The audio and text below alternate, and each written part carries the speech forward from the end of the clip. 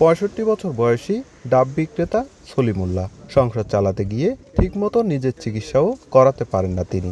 একই সঙ্গে প্রতিবন্ধী ছেলেকে নিয়ে থাকেন দুশ্চিন্তায়। কিন্তু উখিয়া রিনানীতে নৌ কন্টিনজেন্টে নৌবাহিনীর বিনামূল্যে চিকিৎসা সেবা ও ওষুধ সরবরাহ করছে শুনে প্রতিবন্ধী ১১ বছরের ছেলেকে নিয়ে ছুটে এসেছেন চিকিৎসা ক্যাম্পে। নিজে চিকিৎসা নেয়ার পাশাপাশি ছেলেকেও দেখালেন বিশেষজ্ঞ চিকিৎসক। পেয়েছেন বিনামূল্যে ওষুধও। ৬ মাস বয়সে বাচ্চাটা তো লেমনিয়া ছিল। ডাক্তারে বাচ্চাটারে ২০টা লেমনিয়ার ইঞ্জেকশন দিয়েছিল। ফার্মেসি আমারে ৮টা কি ঢুকাই দিছে মেয়াদ ৩ মাস আগর মেয়াদ যায় ইঞ্জেকশন ঢুকাই দিছে। ১১ বছর ৬ মাস ধরে আমার ছেলেটাই প্রতিবন্ধী হয়ে গেছে যে ইঞ্জেকশনের কারণে। শুধু সলিমুল্লাহ নন, ইনানীতে নৌবাহিনীর চিকিৎসা ক্যাম্পে ছুটে এসেছেন শত শত নারী পুরুষ ও শিশু, যারা বিনামূল্যে চিকিৎসা ও ওষুধ পেয়ে দারুণ খুশি। ভালো ডাক্তার ওষুধ দিয়ে ভালো লাগে। এখানে আসছি যে টাকা পয়সা খরচ হয় নাই।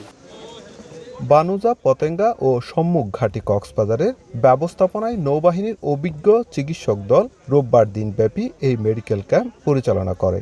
দুস্থ এবং অসহায় যারা এখানে উপকূল অঞ্চলগুলোতে বসবাস করছে তাদের যেন চিকিৎসা সহায়তাটা যতটুকু সম্ভব আমরা নিয়মিত পরিসরে প্রদান করতে পারি।